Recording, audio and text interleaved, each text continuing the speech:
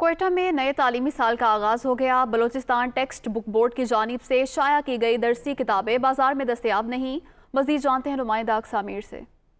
जी बिल्कुल, सूबाई दारुल हुकूमत क्वेटा समेत बलूचिस्तान भर में एक बार फिर स्कूल खुलने के साथ ही दर्स व तदरीस का ये अमल शुरू हो चुका है।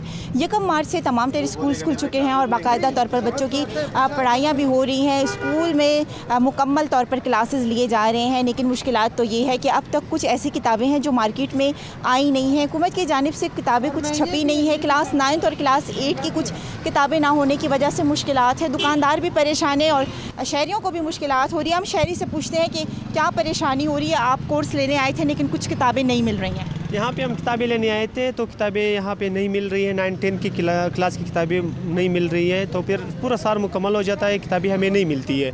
तो बच्चों को भी मुश्किलात होती है, कोर्स पूरा नहीं होता है, इस वजह से हमें भी मुश्किलात है, स्कूल वालों को भी मुश्किलात है। जैसे कि शहरियों का ये कहना है कि साल शुरू होने के साथ ही किताबें जो है ना वो मार्केट में मौजूद नहीं है, जिसकी वजह से मुश्किलात हो रही है। हुकूमत को चाहिए कि तालीमी सरगर्मियाँ शुरू होने के साथ ही तमाम तर कोर्स में जो चंद किताबें नहीं हैं उन्हें छाप कर जल्द से जल्द मार्केट में फ़राहम करे ताकि लोगों को मुश्किलात का सामना ना हो। जी।